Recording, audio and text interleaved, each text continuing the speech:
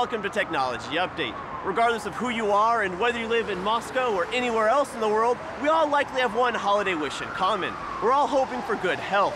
To keep us in tip-top shape, the Tech Up team and I have struck out to find the latest improvements in Russian medical science.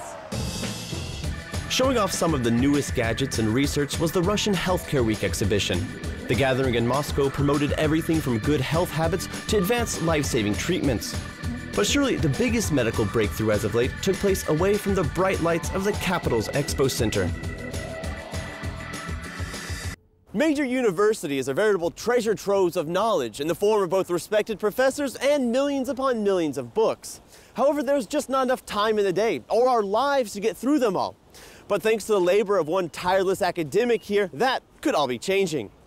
When it comes to science and technology, it's hard to find as prolific of an institution as Moscow State University. Stalking the hallowed halls here have been some of the globe's greatest thinkers.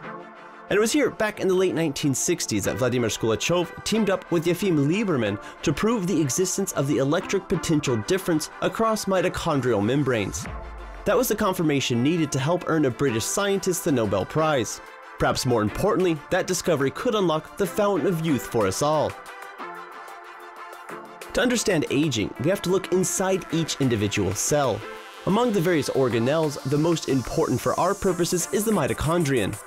As these power plants pump out energy for the cell, reactive oxygen species are also generated. The buildup of these so-called ROSs in mitochondria can damage RNA, DNA, and proteins, which is thought to be largely responsible for the physiological effects of aging. Dr. Skulachev and his team hypothesized that this could be cut down by linking antioxidants with a positively charged ion. Doing so allows mitochondria's negatively charged interior to attract the ion antioxidant compound. That combination also helps squeeze antioxidants through the cell's lipid membrane, which would otherwise absorb the fat-soluble antioxidants. In total, more chemicals get to where they're needed most.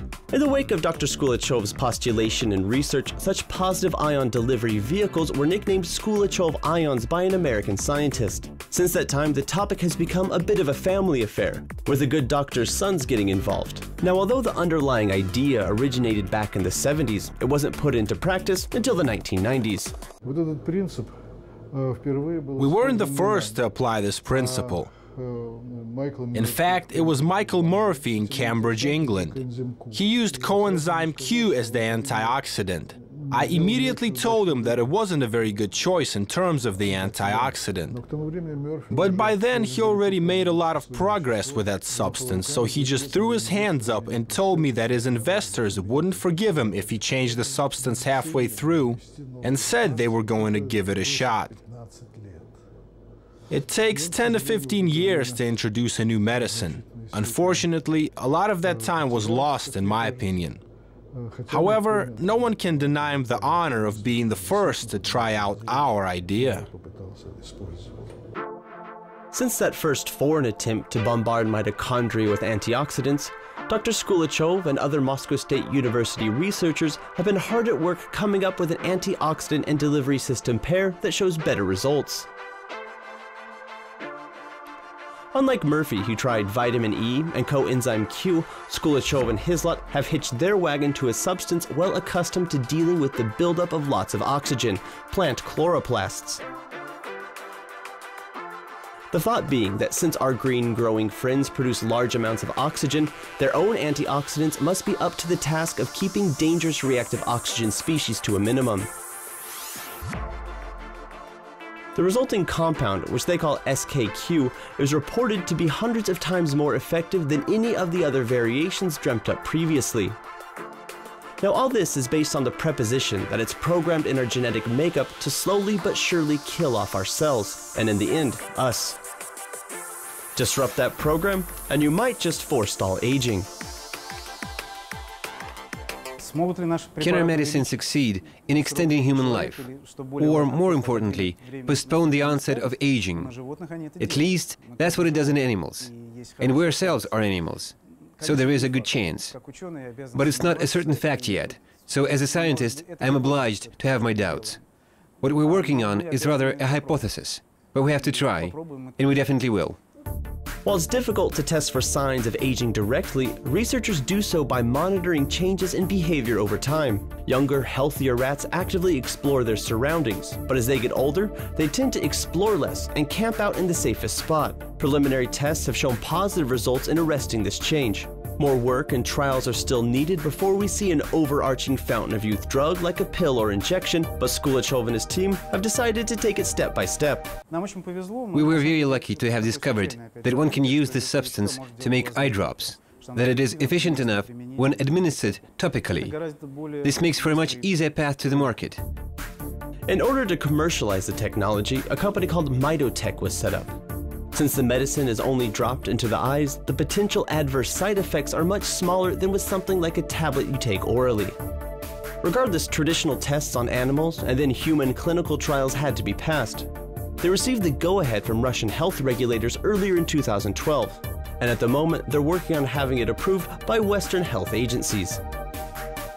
The resulting eye drops are targeted at relieving chronic dry eyes. The syndrome can lead to increasingly impaired vision and in some cases eventually blindness. But these Russian-made drops are able to do much more than alleviate dry eyes. There are techniques to find out how many cells have died as a result of apoptosis, or programmed cell death. Skulachev ions give you a totally different picture. When used extensively, they greatly decrease the number of tissue sections affected by apoptosis.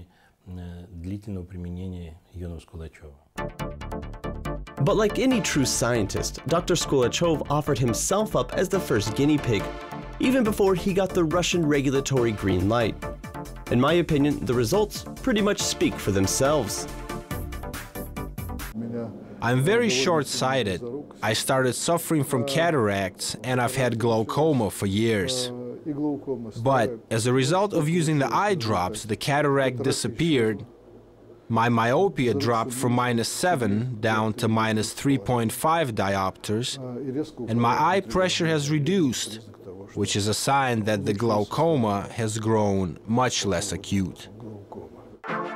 With Russian regulatory approval in hand, though, Mitotech has slowly but surely started getting their eye drops to market. They're attempting to go it alone without linking up with a major pharma distributor. At present, they've already sold 25,000 bottles to various pharmacies. But for these lifelong innovators, this is just the first step. In fact, we have plans to grow into a large pharmaceutical company with a wide range of products to treat various diseases and ailments. But all of our medications will have one thing in common. That is, they will resist aging and death. This, I believe, is a noble goal. The Skulachevs and their Mitotech team have already made a giant step in that direction. With the help of financing from Rusnano, one of Russia's biggest development funds, they recently built this brand new research and production lab on the sprawling Moscow State University campus.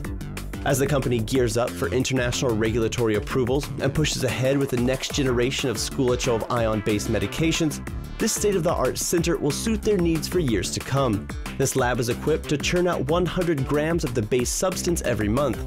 Now that might not sound like much, but each gram of the base molecule compound can produce 1 million eye drop bottles. So with the ideas and medical advances you've seen today, we hope that your next visit to the doctor and this holiday season will be very merry indeed.